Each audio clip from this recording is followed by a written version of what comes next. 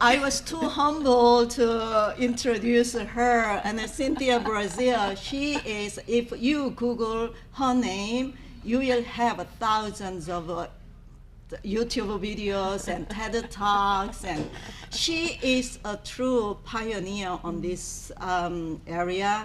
And when she said, yes, Yang, I can come, I was thrilled.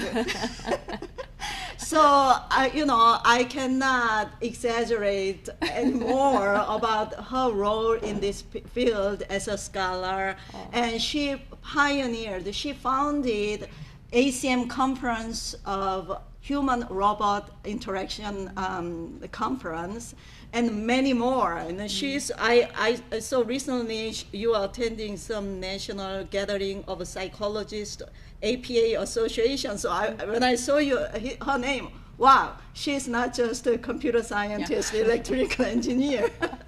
So this is my great honor to introduce Cynthia Breazeal. I'm so happy for you.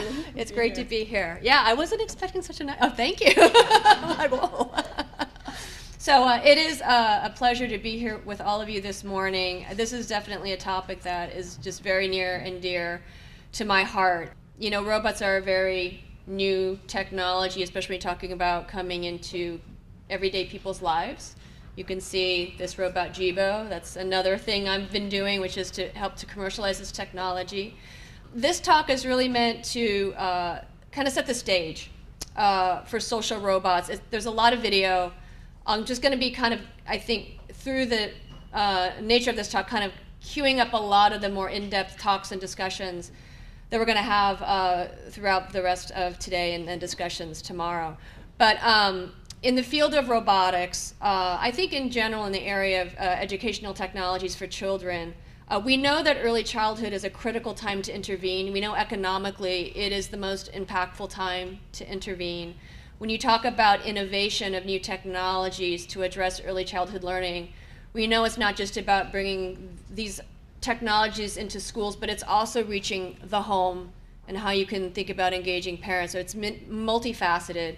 We also know where there's a lot of exciting work on older children, typically 8 years old and up, where they can type and they read. There's relatively little innovation and research happening with our youngest learners. So a lot of this work is actually in pre-K and kindergarten, and part of the pioneering aspect is just to be working with this age group so much. And I'm sure for those of you who work with children that young, it's challenging, right? It's challenging to really try and understand the behavior and the psychology that's going on in these children's minds as they interact with this new kind of social robot technology, and then looking at the real impact on learning outcomes, right? And so I'm just going to touch on a bunch of themes that I think we'll dig into. I think, you know, one of the most provocative things that I often start off today is that we just are living in a fundamentally different time, right? When you think about who is interacting with AI as part of everyday interactions, you know, there are tens of millions of these smart devices now in people's homes. Children,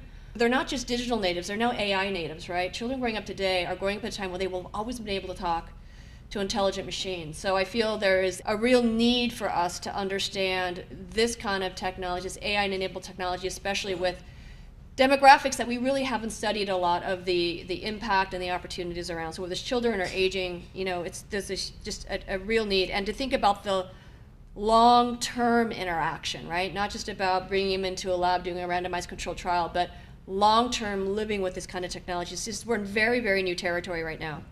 A lot of the work in my group at the Media Lab has been really looking at this, you know, multifaceted approach, because you just have to, right? There's just so little understood, right? Where there's a lot of innovation obviously happening in algorithms, on the aspects of AI and machine learning and engagement models and understanding human behavior. We do a lot of that work. There's a lot of work in just the science and psychology, again, of understanding how are children's minds engaging with this kind of technology that's different than an ebook or a talking speaker or a graphical avatar, right? There's many kinds of things, or VR, there's many kinds of things that children can engage with. What is different about social robots in particular, and what are the opportunities there? And then there's a lot of effort in the design of these interactions. I mean, this is a technology that has to engage a child through an activity or set of activities over time. the human factors and the aspects of that, it has to be engaging, it has to be interesting, it has to be effective. So design is a huge part of this. And then it has to be deployed in real environments. And I think when you talk about robots, this has been particularly challenging. Robots often have been prototypes. It's not like you can just pass out iPads, right? So there's been a particular need and opportunity around long-term deployments in real environments with real stakeholders, iterating and learning about that and really co-designing together. So that's kind of in a nutshell a lot of the work that we do. Our own focus has been a lot around how can you build for increasing levels of autonomy and intelligence in these social robots, again, deploying in real environments, and then studying over repeated encounters and evaluating the efficacy, not just on the learning impacts and other potential impacts, but just an understanding the behavior and how children think about social robots and their relationship with them. So again, many, many, many facets. There's a big chapter in our work on just trying to understand children's behavior. You'll see that a lot of our work has taken the paradigm of children and social robots learning as peers, not like a tutor to a student, but actually the child and the robot engage as playmates, and they kind of learn and interact together. So we've been studying a lot of peer-to-peer learning, again, with young children, and what we've been finding is this: there's not a lot of data about this. There's not a lot of data of young children engaging these activities together. And what we've been learning a lot in AI is all these fantastic models that we've trained on speech recognition and gestures and things like that, they actually don't work really well for young children. Young children actually behave differently, right? And so there's just a need for this data and a need for just appreciating this demographic. You just can't assume the adult models apply to them. So there's a lot of psychology and understanding opportunities here. You know, from this data, we train these models. We try to endow these social robots with these competencies and behaviors that we see young children engaging with one another. And then we kind of do the classic, you know, Cliff Nass paradigm, where we then have robots interact with a child, emulating the exact same paradigm and just seeing, is it similar? Are robots able to engage in an effective way? You know, how different is it from when two children interact? So this is kind of the psychology randomized control trial aspect of the work. So we do all of this. And I'm just going to kind of dive a little bit into, you know, early childhood learning with others. And, you know, again, how that's different, and I think the opportunities of social robots, particularly in this space. So we just know in general that when young children, when people of all ages learn, it's not just a cognitive enterprise. There's deep social, there's deep emotional, and in fact there are deep physical aspects of that. Being physically co-present, nonverbal communication, right? I mean, it's a holistic experience when we learn with and from others. AI has typically been very biased on the cognitive dimension, has kind of underplayed these other aspects, but when you watch children learn from each other, they're all at play, and it's deeply intermeshed, right? So we just need to understand that and grapple with that. On top of that, social robots, we don't design them to try to fool kids into thinking they're just like another child, right? They look different, they behave different, they're clearly something that's not human, right? And they're clearly not an animal. There's just, it's a different kind of thing. So what we're finding is that there's a very kind of, again, different kind of relationship that I would say people of all ages, but we see also with children, seems to be forming in their minds, which is kind of like taking attributes of interacting with a peer, an ally, someone who can talk to them and kind of engage in that way. But also it's a technology, it's, you know, like a connected kind of tool kind of thing. But intriguingly, we're also seeing there's this aspect of almost this kind of pet-like, non-judgmental, attentive companion. And so when I show you these videos of children interacting with these robots, you're going to see that almost pet-like companion affection, emotional engagement coming in. Not like so much you would have with a parent or a friend, but really kind of almost more like, I call it the Disney sidekick effect, right? You kind of intuit what that means, and not quite human other, kind of like a pet, but kind of like a buddy. This seems to be kind of where I'd say actually people of all ages, but children in particular, are going. When we talk about social robots engaging in this peer-like way, there's a lot of things going on. There's a lot of, you know, engagement paradigms that children can engage in with these robots to learn, like we talked about in the introductory comments, social outcomes, social emotional intelligence, how to be a good friend, you know, building trust, rapport. And of course, there's a lot of educational outcomes. There's even attitudinal things, like I'm going to talk about at the very end, about fostering curiosity and mindset. So the punchline is just that the social emotional engagement, it's not just about an interface of, I just want to recognize these things. I mean, the engagement and the psychology of the child is actually quite deep. And I'm just going to show you kind of how deep this goes. So it's a meaty topic that I think we're just starting to really grapple with how again, deep the social psychology the children are engaging with these social robots, and the opportunities and the challenges, I think, because of that. So I'm going to start with just showing some videos. And this is from one of the very first deployments we did of a social robot in a preschool at Tufts University, where it's engaging in a storytelling paradigm. We started looking at the case where you have a tablet that we would basically treat as a digital game surface. So we put various games and activities on the digital tablet. The robot sits on one side and the child sits on the other. So it's kind of like you're playing with each other around a digital activity. And we often look at storytelling. So you're going to see a storytelling exercise where the robot tells a story and invites the child to tell a story. But what I really want you to just kind of get from this is the social dynamic of this, because it's quite different than how children interact with iPads and ebooks and stuff like that, right?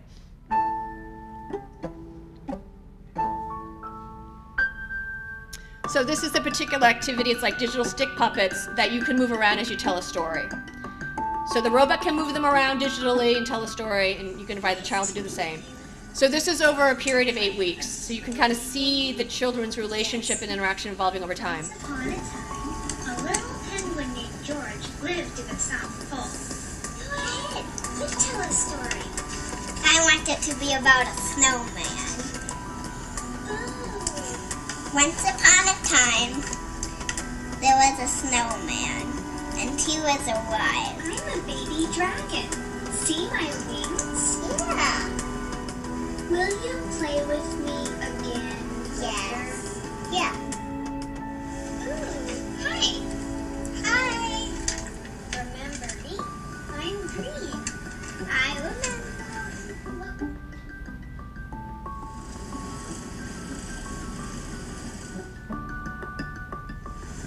Is it your favorite game too? Yeah.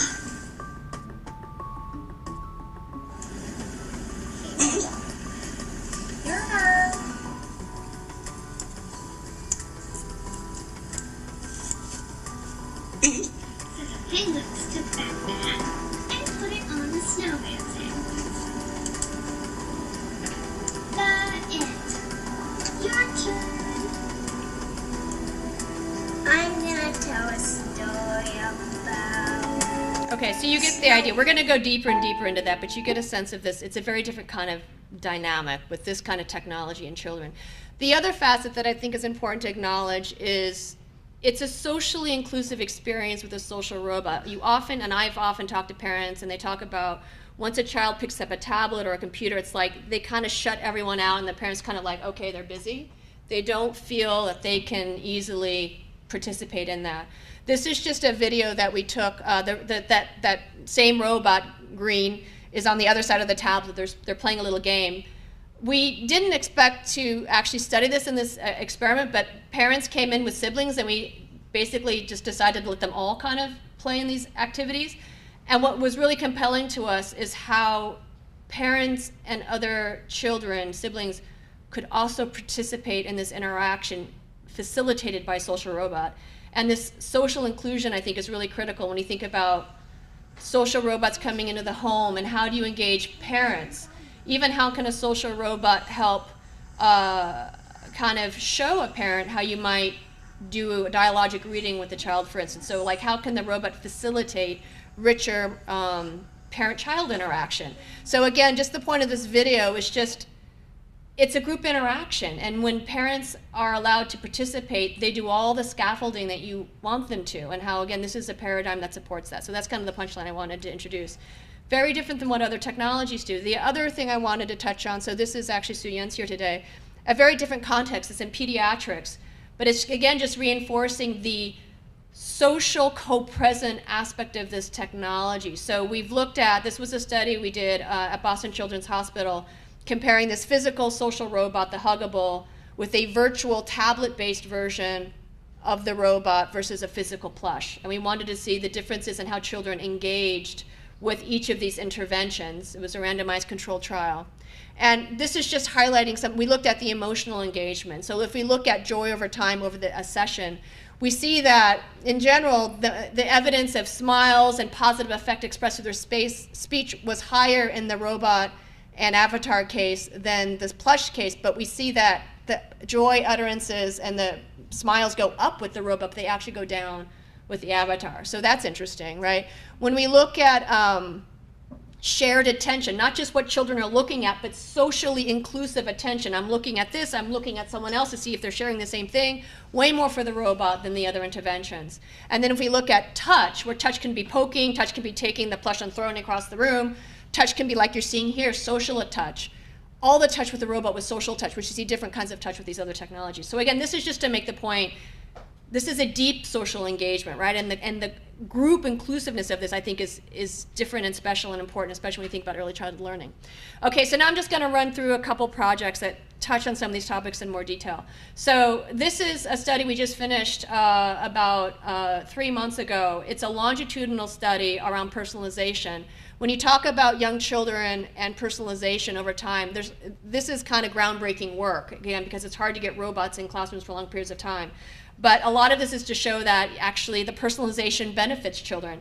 So it's a storytelling scenario, it's a story retell. So the robot first tells a story and then invites the child to retell the same story. We record the children's speech, we send it to the cloud where we can transcribe it, and then we have an automatic system based on Ipsen to do the syntactic analysis of children's oral language. And we are trying to, over time, match the complexity of the stories to the children's oral language ability to see if we can improve both their vocabulary and their syntactic production of language over time through this experience. And this is with us purposely with schools with high ESL population. So that's another important thing about this work. So again, here's just a little interaction.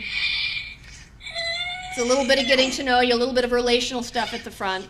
Hi, my name is Tega. Nice to meet you. What is your name? Ariana. And we're capturing a ton of data. So we're capturing the speech, we're capturing video and affective computing of her expressions. She has wristbands with E4 sensors, so we're gathering biometrics of arousal.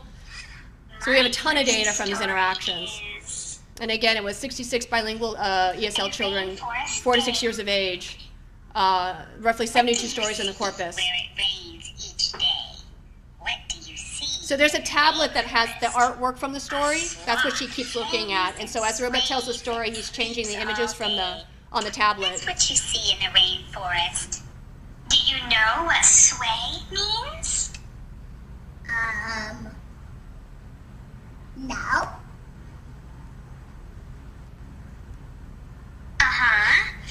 Sway means go back and forth. So there's dialogic reading practices that the robot's programmed to do, and the amount of times the child responds to those questions and the length of the utterances is another measure of engagement for us. And did you like the story? Yes. Okay, then the child tells a story. So we developed, it's a reinforcement-based algorithm to basically, as I said, try to develop a policy to enhance overall engagement, then also to do this matching of the story to kind of pull the child along a syntactic production aspect of their storytelling. So the punchline is promising. So if you look at the red line, that's where we have the personalized storytelling companion, and the blue line is just not personalized. And we see that when you look at the first time if an instance of a child demonstrates a new kind of syntactic structure, it's accelerated in the case of the personalized algorithm. And if you look at that, there is a number of key vocabulary inserted in these stories. You can see that children are actually learning more vocabulary from pre to post test with the personalized storytelling companion than one that wasn't personalized. So that's, again, just to say it's good to see that the personalization can have impact. But again, this is just different work because typically this is a different demographic that people have really looked at. So I want to talk a little bit about emotion. So social robots can both express emotion, and they can also, through affective computing, take input of emotion as a signal. So this is actually work done by Sam here on asking the question, what if the system trying to model knowledge and skill states of a child considered the children's emotional state as an input to see if you could build better predictive models of children's capability. So we looked at affective computing in this with the AFDEX algorithm, which is a commercial product by Affectiva that can track facial expressions. So the scenario was one of, we looked at the case where there was a robot present in a storytelling game and one where the robot was not, and it was just the tablet doing the interaction. But the scenario was the agent, whether it's the robot or a virtual agent, wants to learn how to read. And so as a child, again, kind of drags around these digital stick puppets, a sentence is generated above automatically. In this case, it's the purple dragon roars. And every now and then the robot might ask a question like, can you show me the word dragon? So children aren't necessarily reading, but it's more like being able to hear a word and kind of pick which word on the screen is that word. So the modeling task uses, so one of the questions we had was just, first of all, if you had the robot presence or not, is the children's behavior different? And what we found as a punchline is children are more overtly expressive with a social robot present than without. So somehow the social robot also primes the point of the children's own emotional expressivity, which is interesting, and we'll see that theme again. We wanted to train a model that would basically, based on the words that the children would choose, model the first letter correct, the last letter correct, kind of the rough length and number of syllables was correct, or the whole word was correct. We used BKT, which is a standard model to kind of model these knowledge states.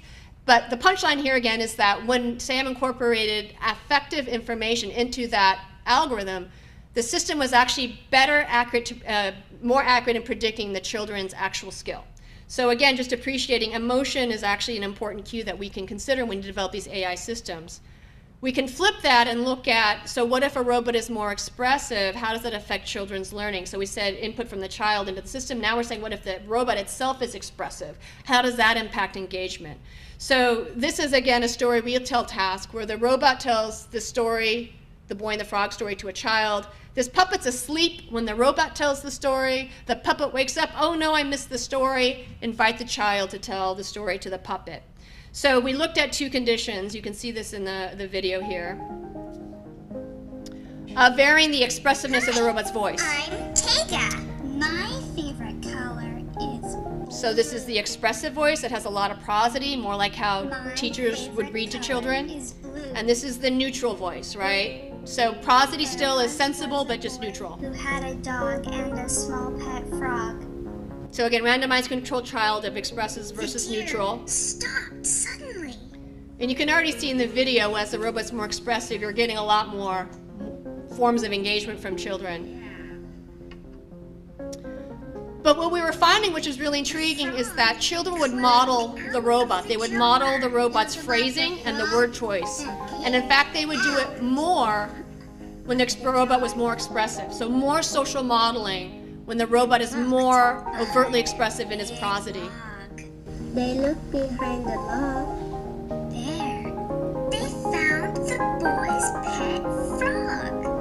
And he found his frog. So I'm going to go quickly. So this modeling, the social modeling aspect, we see again and again and again. And it's actually really important because this can be an important kind of lever we can pull to help kind of pull a child along a learning curriculum. So in this case, this is basically showing the more expressive the robot was, the more modeling of the robot's phrases you saw. So if the robot tells a slightly more advanced story than the child, could potentially pull the child along that trajectory a little bit more.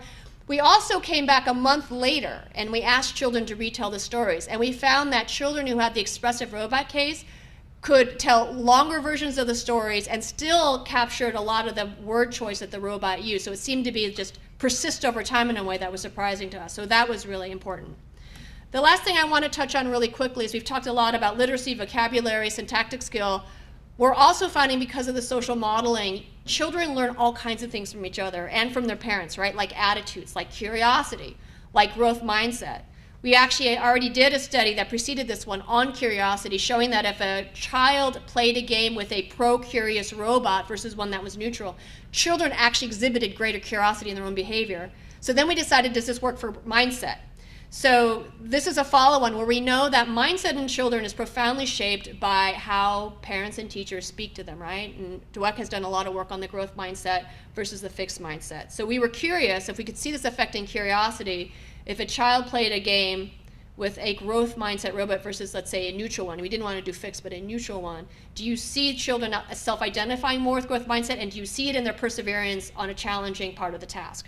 So this is a game. It's a puzzle-solving game based on tangrams, where the robot solves puzzles, and then they allow the child to solve puzzles. And there's an actual AI algorithm or system in the robot by which it is legitimately trying to actually solve these tangram puzzles, and based on its progress will express attitudes. So in the neutral case, it would express just factual things like, this puzzle is taking me longer to solve. In the growth mindset case, it would say things like, this puzzle seems to be harder, but I'm going to keep trying because that's how I learn, right? So it would have these growth mindset utterances. The point here is the robot does this. When it solves a puzzle, it does the same when the child solves a puzzle.